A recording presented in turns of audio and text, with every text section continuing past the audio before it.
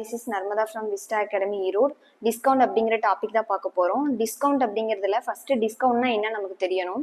டிஸ்கவுண்ட்னா என்னன்னா, இப்போ நம்ம எக்ஸாம்பிளுக்கு இப்போ 1000 அப்படின்னு ஒரு அமௌண்ட் எடுத்துக்கலாம்.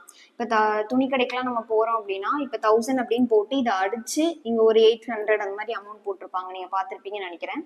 இப்போ இந்த 1000 அப்படிங்கிற அமௌண்ட்டு தான் மார்க்கெட் ப்ரைஸ் எழுதி அடிச்சிருக்காங்கல்ல, அதை தான் மார்க்கெட் ப்ரைஸ்ன்னு சொல்லுவாங்க. அதாவது குறித்த விலை அப்படிங்கிற மீனிங். இந்த 800 அப்படிங்கிறது நமக்கு அந்த செல்லிங் ப்ரைஸ்.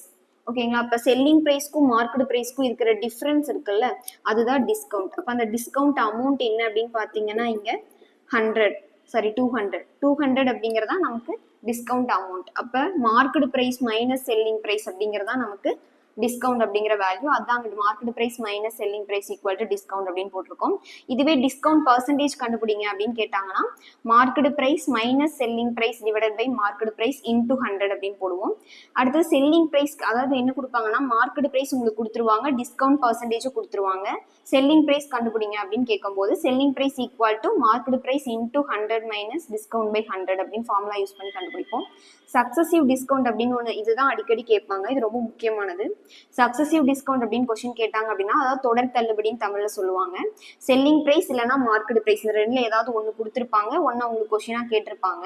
அப்போ 2 டிஸ்கவுண்ட் பர்சன்டேஜ் கொடுத்துருப்பாங்க, 10%, 20%, 2 கொடுத்துருக்கலாம், 3 கூட கொடுக்கலாம், எவ்வளோ டிஸ்கவுண்ட் கூட கொடுத்துருக்கலாம். 2 கொடுத்துருந்தாங்கன்னா நீங்கள் 2ஓட ஸ்டாப் பண்ணிக்கோங்க. இன்கேஸ் 3 கொடுத்துருக்காங்க அப்படின்னா 10%, 20%, 30% அப்படின்னு 3 இருக்குன்னா அதுலேருந்து இதை சப்ராக்ட் பண்ணி நம்ம கண்டுபிடிக்கிற மாதிரி இருக்கும். இந்த ஃபார்முலா ரொம்ப ரொம்ப இம்பார்ட்டன்ட். நெக்ஸ்ட் பார்த்தீங்கன்னா, ஒரு சில சம்ல பார்த்தீங்கன்னா உங்களுக்கு மார்க்கெட் பிரைஸும் டிஸ்கவுண்ட் பர்சன்டேஜ், கெயின்னா ஒன்றும் இல்லை, ப்ராஃபிட்னு சொல்லுவோம். ப்ராஃபிட் பர்சன்டேஜ், இந்த 3 விஷயம் கொடுத்துட்டு காஸ்ட் பிரைஸ் கேட்கலாம். இல்லை in case cost price, discount percentage, gain percentage இந்த 3 கொடுத்துட்டு மார்க்கெட் பிரைஸ் கேட்கலாம். இந்த ரெண்டுல எது வேணா கேட்கலாம். எது கேட்டாலும் நீங்க இந்த ஃபார்முலா யூஸ் பண்ணணும். இந்த ஃபார்முலா ஒன்று, இது ஒன்று, இது ஒன்று, இந்த 3 ஃபார்முலா மட்டும் நீங்க ப்ரிப்பேர் பண்ணாவே போதும். இப்போ இந்த ஃபார்முலா இந்த ஃபார்முலாவும் பாருங்க ஒரே மாதிரி தான் இருக்கும். இங்க டிஸ்கவுண்ட் 1 அப்படிங்கறதால 1ஓட ஸ்டாப் பண்ணிட்டோம். டிஸ்கவுண்ட் 2 தொடர் தள்ளுபடினா இன்னொரு டிஸ்கவுண்ட் போடுவோம், அது டிஸ்கவுண்ட்க்கு டிஸ்கவுண்ட் சொல்லுவாங்க. அந்த மாதிரி தொடர் தள்ளுபடி வருது அப்படின்னாவே உங்களுக்கு அடுத்தடுத்து போயிட்டே இருக்கும், அந்த மாதிரி இருக்கும். இல்லைன்னா அதர்வைஸ் இந்த 2 ஃபார்முலாவும் சேம் தான். இப்போ இது தனியாக மனப்பாடம் பண்ணணும் அப்படின்னு அவசியம் இல்லை. இது தெரிஞ்சாவே இந்த ஃபார்முலா உங்களுக்கு தெரிஞ்ச மாதிரி தான். இதுக்கு அடுத்து எக்ஸ்ட்ராவா இந்த ஒரு ஃபார்முலா மட்டும் தான் நீங்க மெமரி பண்ற மாதிரி இருக்கும். Cost price equal to market price into 100 minus discount by 100 plus gain percentage அப்படின்னு சொல்லுவாங்க. அப்ப நமக்கு என்ன தெரிஞ்சிருக்கணும்? மார்க்கெட் பிரைஸ்னா குறித்த விலைன்னு தெரியும். செல்லிங் பிரைஸ் அப்படிங்கிறது எஸ்பி அப்படின்னு சொல்லுவோம். இப்போ காஸ்ட் பிரைஸ் ஒன்று இருக்குல்ல, ஆனால் அந்த காஸ்ட் பிரைஸை இந்த டிஸ்கவுண்ட்ல நம்ம கணக்குலேயே எடுத்துக்க மாட்டோம். நமக்கு காஸ்ட் பிரைஸ் இங்கே அதிகமாக யூஸ் ஆகாது. இங்கே யூஸ் பண்ணுறது எல்லாமே மார்க்கெட் பிரைஸ், செல்லிங் பிரைஸ் மட்டும்தான்.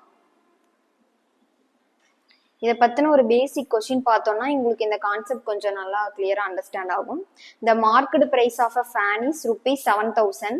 If a discount of 10% is given, what is the selling price அப்படின்னு கேட்டிருக்காங்க.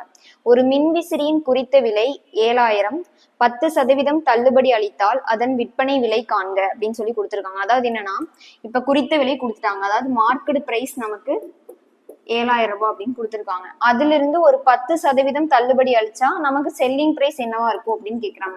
இப்ப இதுல இருந்து தானே 10% தள்ளுபடி, நீங்க ஃபார்முலா அப்ளை பண்ணி தான் போடணும் அப்படிலாம் இல்ல. 10% தள்ளுபடினா என்ன மீனிங்? இந்த 7,000ல 10% 700 இருக்கும். அப்ப 700 சப்ராக்ட் பண்ணீங்கன்னாவே நமக்கு என்ன கிடைச்சிரும்? எவ்வளவு தள்ளுபடி போயிருக்கு அப்படின்னு தெரிஞ்சிடும். அப்ப 6,300 அப்படிங்கறதா நமக்கு செல்லிங் பிரைஸ். அப்ப அவங்க எவ்வளவுக்கு வித்திருப்பாங்க அப்படின்னா 6,300 அப்படிங்கறதா ஆன்சர்.